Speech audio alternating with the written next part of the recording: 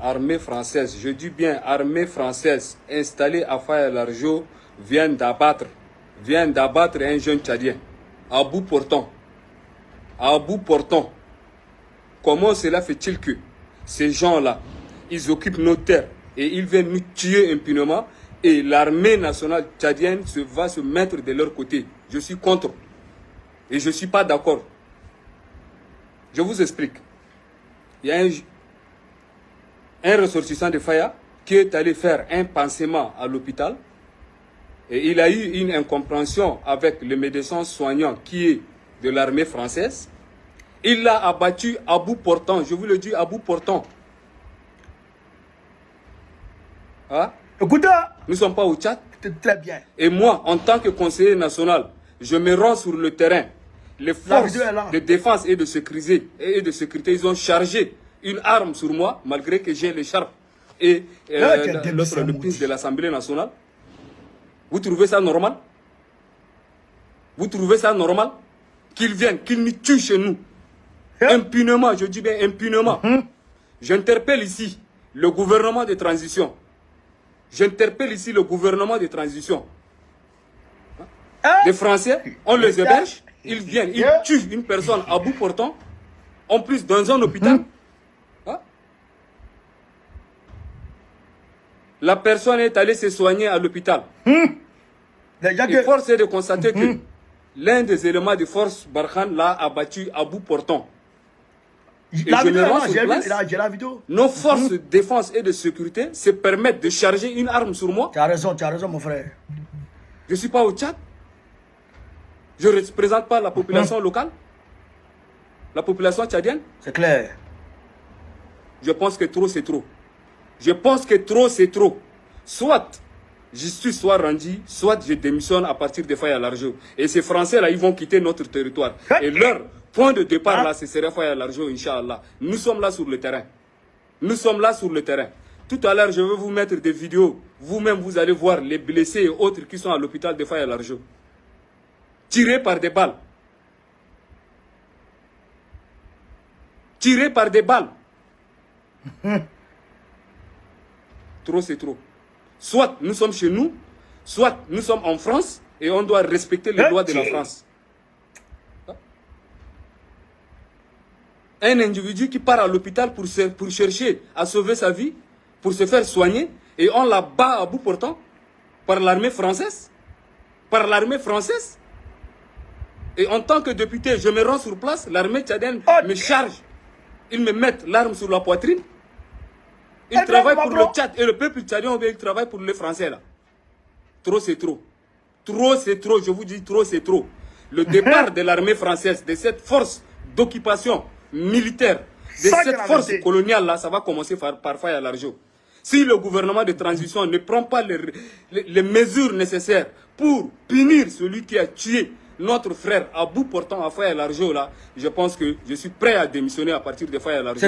Et la jeunesse de Faya-Largeau va prendre sa responsabilité. Trop c'est trop. On est avec toi, mon frère. On est avec toi. Je vais vous mettre des vidéos tout à l'heure. Vous allez voir des femmes évanouies, des enfants qui sont à l'hôpital. L'urgence de Faya-Largeau est pleine. Pourquoi? Parce que impunément un blanc se permet d'abattre à bout portant un de nos frères tchadiens. Et j'arrive sur le lieu pour constater l'armée tchadienne charge des armes sur moi. Charge des armes et ils mettent des canons sur ma poitrine. Je suis prêt à mourir pour le Tchadien. Je suis prêt à mourir, à verser mon sang. Tant qu'une solution n'est pas prise dans les heures qui suivent, nous allons déloger l'armée française sur notre territoire. Et là... Camarades de l'Afrique, donc vous avez écouté le député de Faya-Largeau.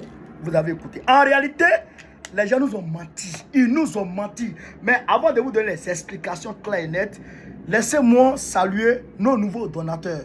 Là, on est arrivé à 200 euros. On cherche 5 000 euros. On est arrivé à 200 euros. Je félicite tous ceux qui ont fait les dons pour soigner notre soeur.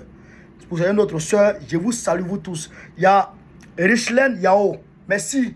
Merci Yao. Merci Richelaine. Merci beaucoup. Il y a Raymond Junior Ouedra. Merci. Merci Raymond. Merci beaucoup camarades.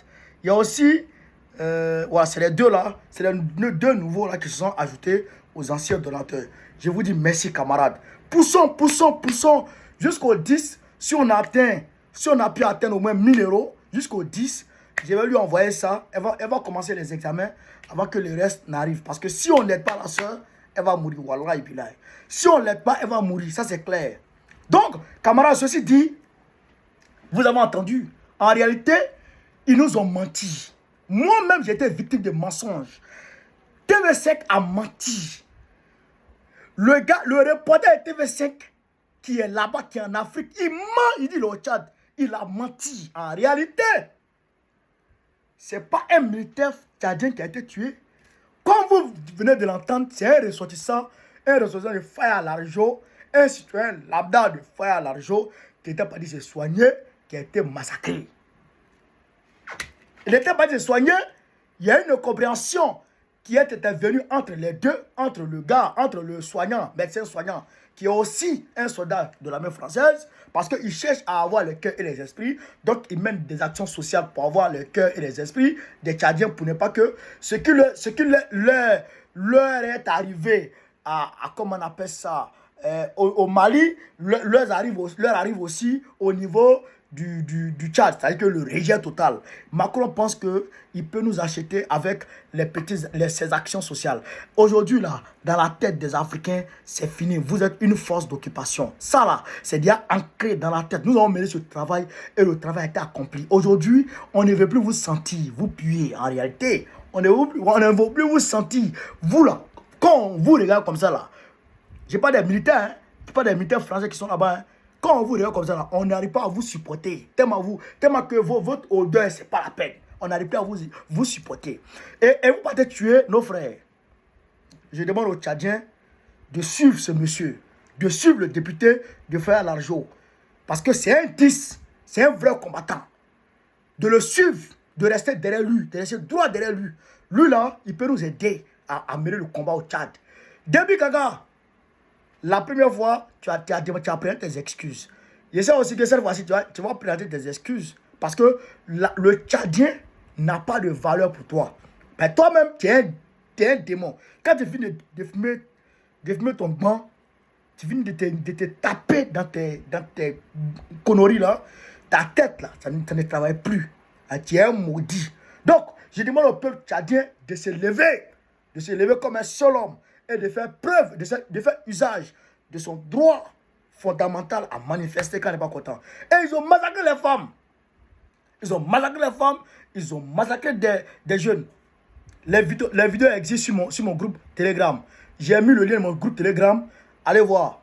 Il y a 2 commentaires que j'ai mis sur ma page. J'ai mis le lien de notre soeur, le lien du GoFundMe de notre soeur, où vous devez cotiser pour aller soigner notre soeur. Et puis j'ai mis le lien de mon compte Telegram. Vous cliquez, vous allez voir les vidéos. Camarades d'Afrique, voilà la réalité du Tchad. Déby Kaka. Déby Kaka, tu vas mal parti. Toi seulement, tu as mal parti d'une sang. Il n'y a pas un bon général aussi au Tchad pour faire quelque chose. Je ne vous comprends pas. Lui là, on l'enferme dans sa maison et puis c'est fini. Tout le monde a pensé que le Niger était imprenable. Voici Macron qui vient négocier. Tout le monde a cru que le Niger était imprenable. Voici Macron qui vient négocier. Voici Macron qui va négocier. Il n'a pas dit qu'il ne les reconnaît pas. Ça va regarder les négocier là. Hein? Quand on veut, on peut. Quand le peuple est décidé, il peut. Ah, bâtard. Jetez-lui là dehors là-bas. Petit drogué là. Comme on appelle l'Afrique, sur ce, vive l'Afrique libre. Vive le panafricanisme. Vive les présidents panafricains. Gbagbo, notre président de la République en 2025 en Côte d'Ivoire. Je vous remercie. N'oubliez pas notre soeur, il faut la sauver. Merci, partagez la vidéo au maximum.